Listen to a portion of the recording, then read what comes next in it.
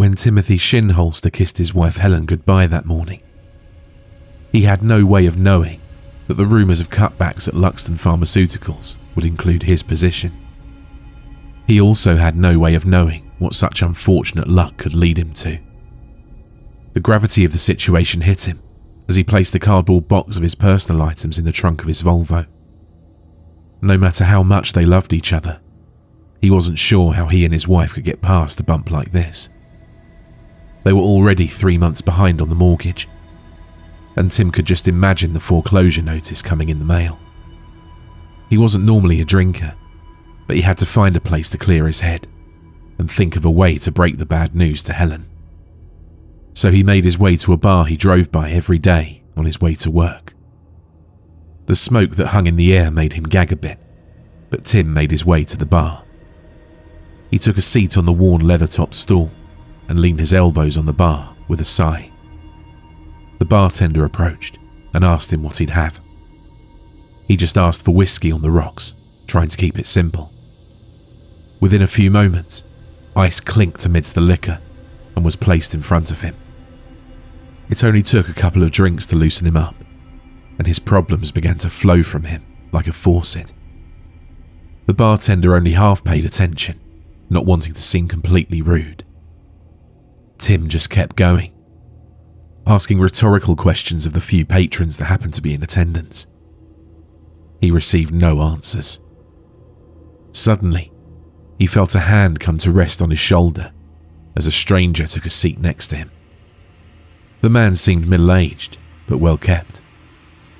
From the looks of his attire, he would have been a day trader from the brokerage down the street. It was a completely different lifestyle than Tim's, and he almost envied it. He wished he could provide for his family with a job like that. The stranger placed a briefcase on the bar beside himself and ordered a gin and tonic. When he paid, he gave the bartender more than he owed, instructing him to bring Tim another whiskey. The bartender did as he asked, and Tim took the drink kindly, nodding in appreciation. "Sounds like you're having a bad day," the man said. Tim laughed. "Yeah, I guess. But maybe I shouldn't air out my dirty laundry to strangers." "No, it's good you did. You see, I happen to be looking to help someone just like you," the stranger said with an awkward smile. "The name's Black. John Black," he said, sticking out his hand.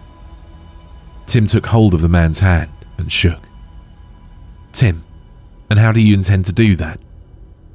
The man opened his briefcase and produced a small wooden box with a clock on the face of it and a black plastic-looking handle at the top.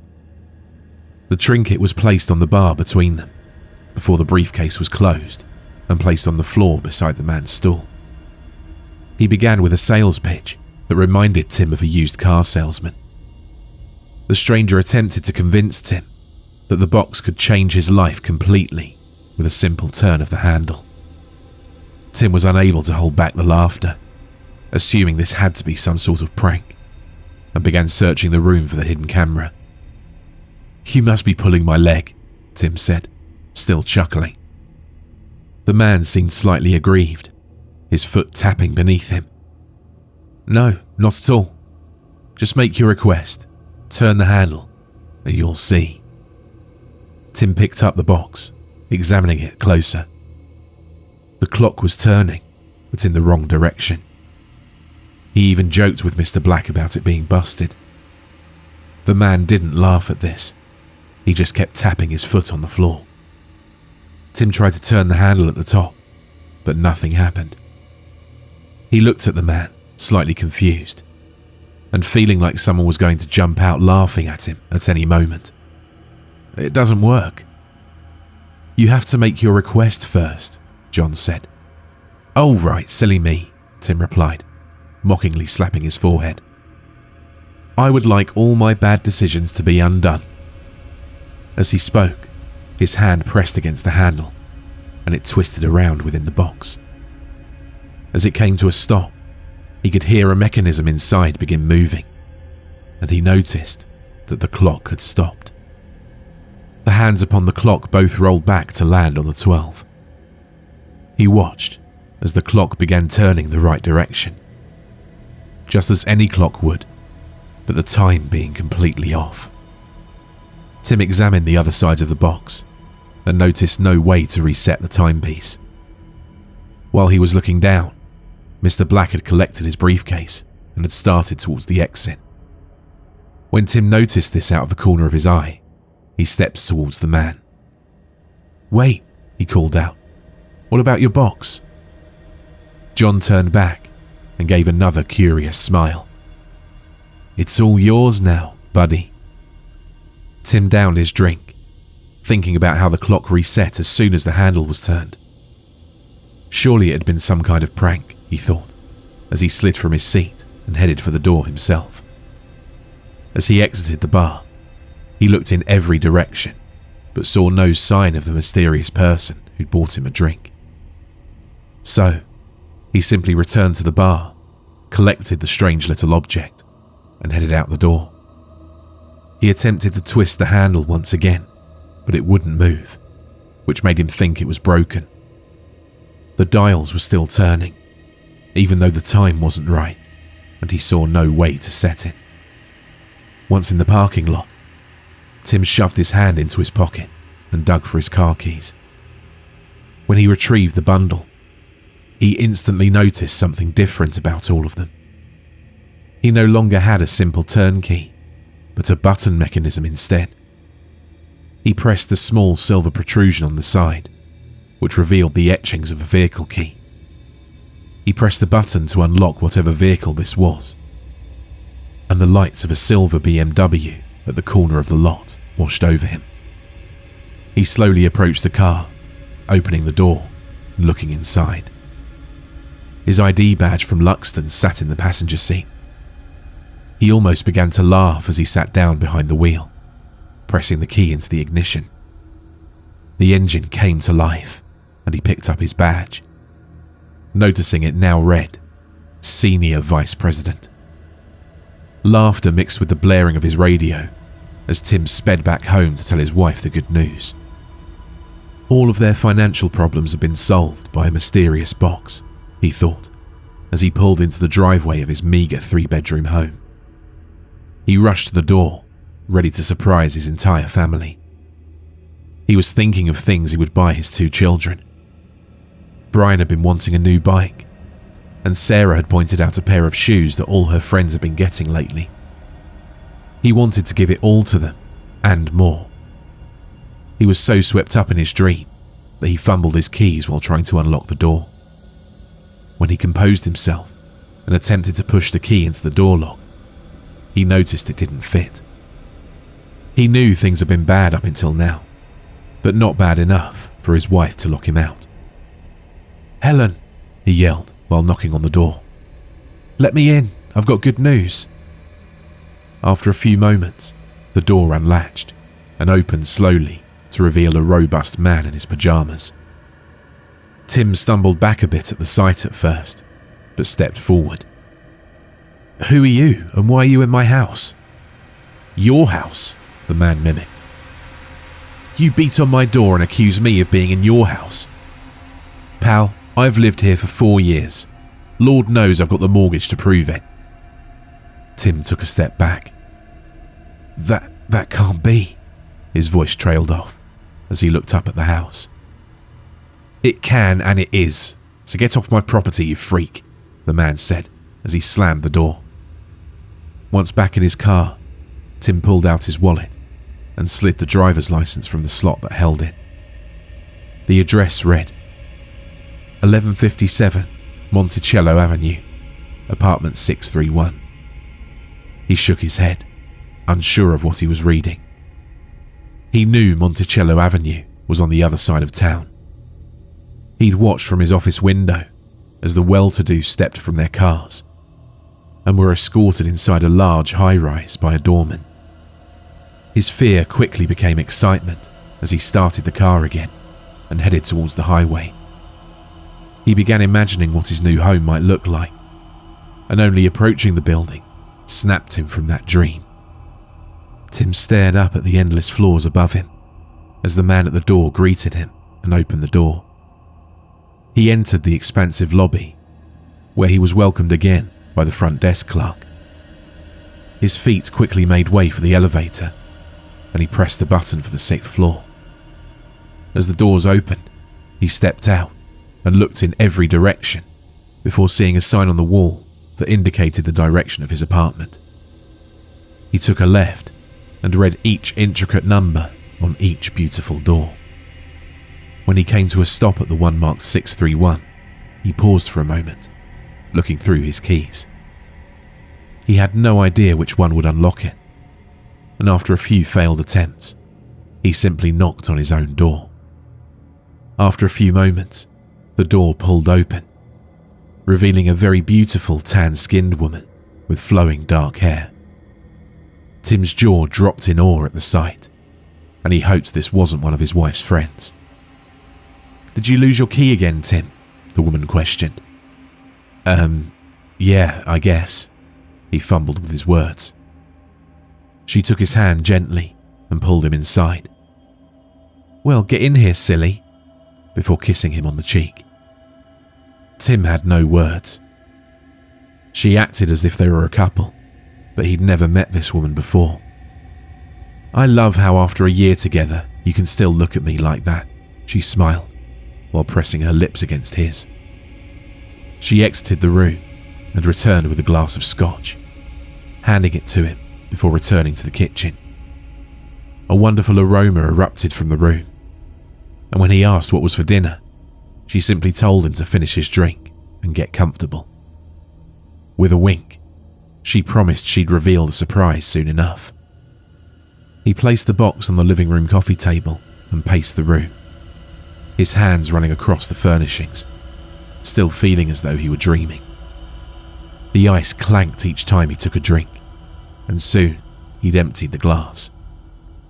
The smells from the adjacent room were heavy, and he was growing hungry. His curiosity got the better of him, and he decided to peek into the kitchen. He witnessed a gourmet meal being prepped by this woman, who at any point earlier in his life, he would have thought to be unattainable. She scoffed and made a comment about him ruining the surprise, and she quickly refilled his glass and gestured for him to leave the kitchen. He did as he was asked and found a place at their dining room table. He'd never even had a dining room table before this. He took a seat at the head of the table, finishing his drink and admiring his new life. His mouth watered at the juicy sirloin steak that occupied most of the plate. He couldn't remember the last time he had a good steak. He carved into it quickly as his partner asked about his day. Since he had no memory of it, he just brushed it off as a regular day. She spoke and he listened, unsure of how to respond. Any conversation he might come up with involved a life and a family that no longer existed. So, he just listened. And after almost an hour, she realized he had nothing to really say. Tim could feel it the exact moment she stopped talking and became disappointed and tried to save himself. "The dinner was great, honey. Thanks for cooking," he quickly spouted out. She sighed. "Of course, and you're welcome," as she stood from the table and cleared the plates. She exited the room, and soon after, Tim could hear water running where she prepared to wash the dirty dishes. He felt horrible, but wasn't sure how to fix the problem. He shuffled into the kitchen and opened his mouth to apologize, but she turned slowly, revealing her tear-filled eyes.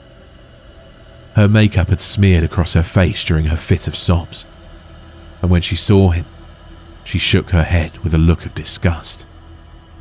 Tim's words tried to form and make sense of why he was acting the way he had, but she quickly held up her hand in a gesture to stop him. "No," she growled. "You've been acting like this for some time now, and I did all of this trying to get some kind of reaction out of you. Did you even notice my haircut or this sexy dress I bought for you?" Tim watched as she twirled around in a tiny red number that revealed all of her finest features. Yes, it's beautiful. You're beautiful." "Yeah, right. she scoffed. "You hardly even say my name anymore." His eyes grew wide at the thought. He didn't even know her name. Can you even remember my name?" she yelled. "Is it that hard to keep track with all the women you run around with?" Tim had no idea what to say, and his silence only served to make her angrier. She stomped past him and down the hallway, cursing him the entire way. At one point, she screamed something about wishing she'd slept with his brother at New Year's. Within 30 minutes, she emerged with a suitcase in hand. The door swung open, and she cut her eyes to him once more before slamming it shut. Tim was left holding his glass of scotch in an empty apartment, more confused than he'd ever been in his entire life. He wondered if he'd really become a playboy that ran around on his women and expected her to treat him like a king anyway. He started to wonder if he'd become this much of a jerk in this life that he'd wished for. Tim's eyes fell on the box. The dials were still moving on the clock. The clock was the only sound he could hear. And that was when he realised that he was alone in a place that he was completely foreign to. He had no idea which room was his bedroom or bathroom. He'd have to search every cabinet for food or basic needs. The next few hours were spent answering those questions before collecting the box and retiring to the bedroom. He placed the box by his king-sized bed and slid under the crimson silk sheets that were upon it. He laid in the dark, staring at the ceiling and thinking about how strange this whole day had been and what might lay in store tomorrow. A sense of unease fell over him, feeling lost and alone in this life, and suddenly he began to miss his real wife and 2 children. He wondered what happened to them if he'd never come into their lives. The following day, Tim made his way to work, his car pulling into his old space. As he exited, one of his co-workers stopped and gave him an odd look before pointing out his reserved parking near the front door. With a quick smirk, he hopped back into the BMW and took his rightful place in the lot. As he entered the door, the secretary gave him a quick smile and addressed him as Mr. Shinholster. He couldn't keep his goofy grin hidden. He knew it would be an odd question, but he asked the young lady to point him towards his office. She did, even though the query confused her. Tim made his way down the hall and found himself standing at a large elevator. Beside the doors was a plaque that detailed what floors were whose. It looked like his was on the 5th floor. He pressed the lit button within and began his ascent. Within seconds, the elevator gave a ding, and the doors opened to a large room with offices on either side. It appeared that all of the upper management resided here. Tim made his way down the hall and turned into a door that had his name emblazoned upon it. There was a small desk as he immediately entered with another secretary, his secretary. The woman reminded him of upcoming appointments as she followed him back to another door which led to his actual office. When he entered, he was in awe of the size. It was larger than the apartment he had in college. He approached the large window at the other end, staring out to the city below. He laughed a bit to himself, and the secretary paused to ask if he was all right. He dismissed her question with a nod. Once the secretary had left the room, Tim plopped in his cushy office chair and propped his feet up on the large desk before him. His world had become so much bigger in a single night, but something was missing, and the longer he sat in the silence, the more he felt it. He reached for his wallet and let it fall open. The slots where family pictures once rested had been replaced with credit cards. He sat the wallet down and opened the drawers of his desk, trying to get a grasp on what exactly he should be doing during the day here. Most of it was normal things like office supplies, but the bottom drawer had a bottle of scotch and a glass. He lifted it from its resting place and sat it on the desk. Beneath it was a small black ledger, which he took into his hands out of curiosity. Once opened, it revealed countless names and phone numbers of women he'd supposedly dated in the last few years, with silly notes about their appearance and sexual ability. This wasn't who he was. How could he have become such a person? Tim's inner thoughts were interrupted by the secretary entering the room and the audible click of the lock being engaged on the door. He watched as she drew the blinds at the window that faced the hallway and made her way to Tim's desk. Her hand raised to remove a hair tie from her long blonde hair as she removed her thin-rimmed glasses. Her lips were almost upon him when Tim realized what was going on. He backed away, asking her to please get dressed and return to her desk. The young woman seemed very confused and rather upset as she clutched at her blouse. How long had all of this been going on, he thought.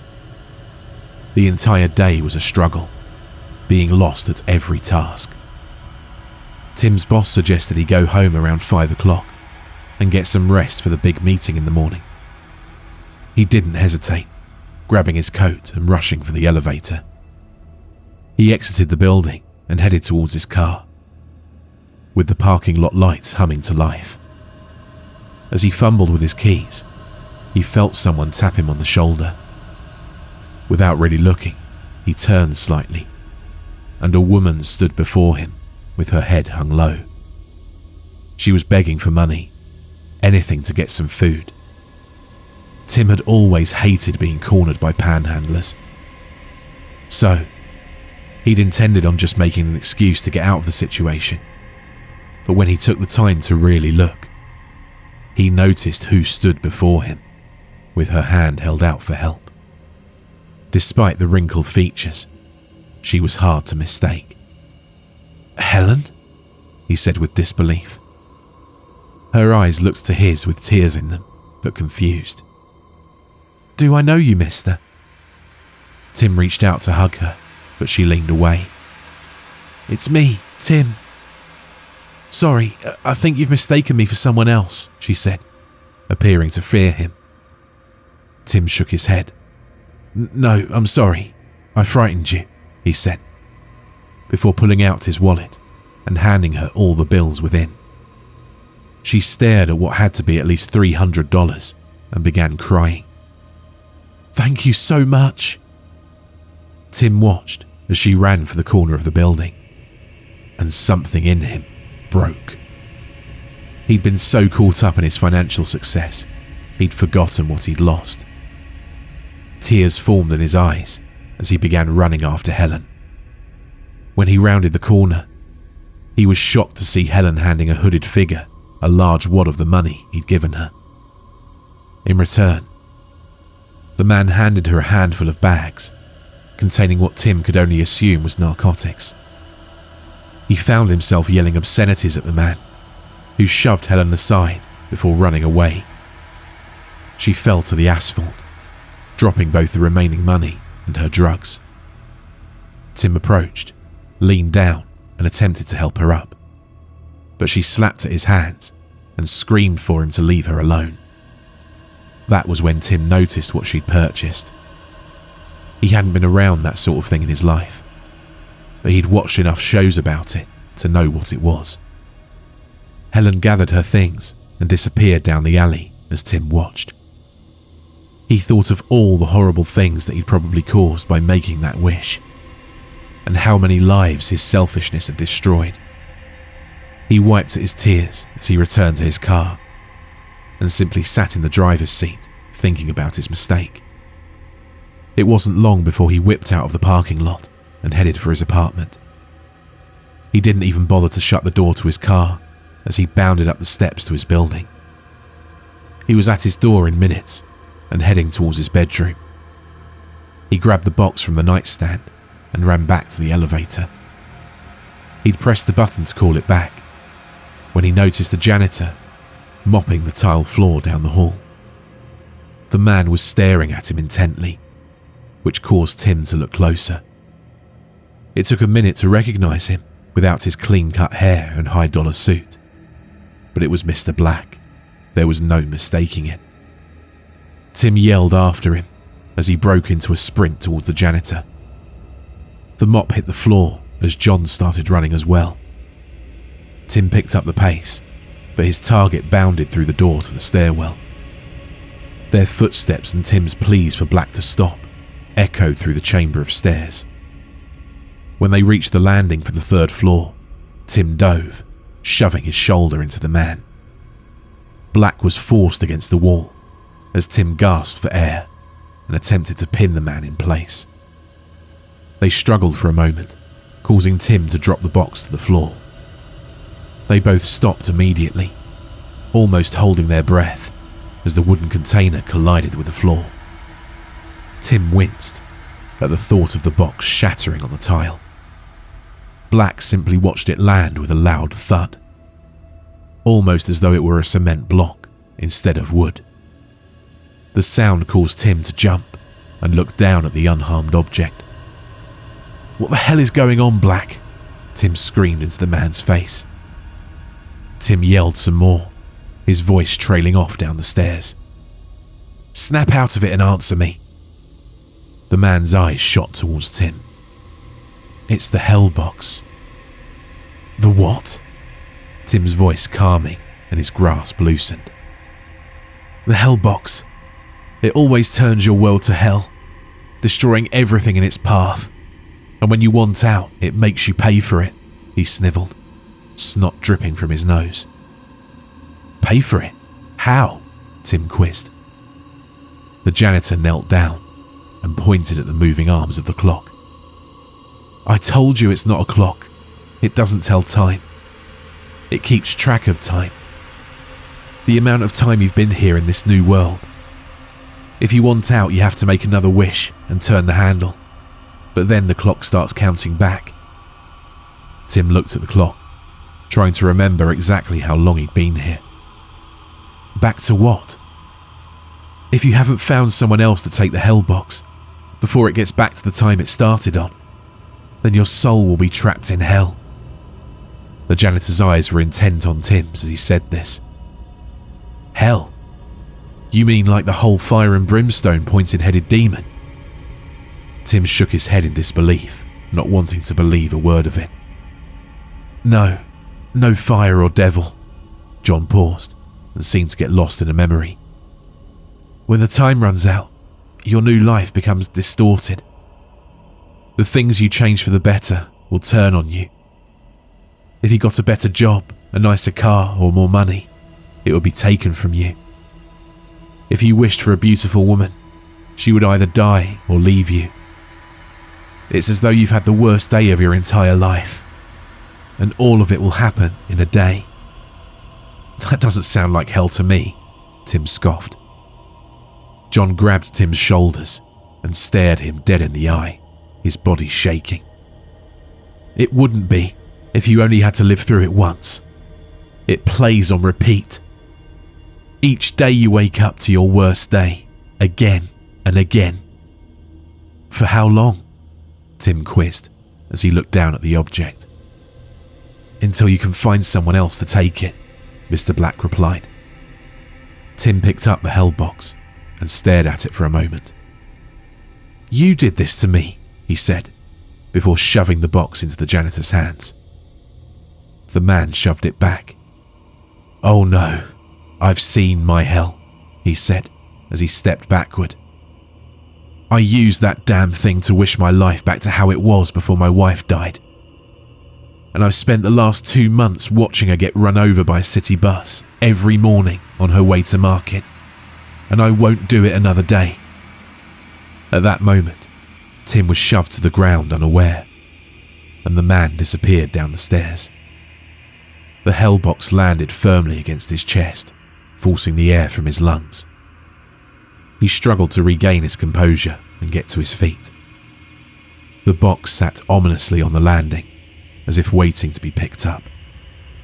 He had no idea what else to do, so he collected the trinket and made his way down the stairs.